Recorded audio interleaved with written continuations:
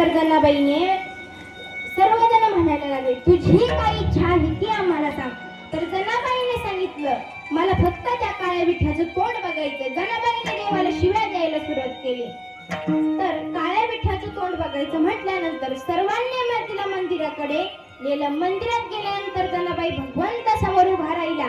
ढसढसा देवासमोर रडू लागल्या आणि जनाबाईच्या मुखातून ओव्या निघाला,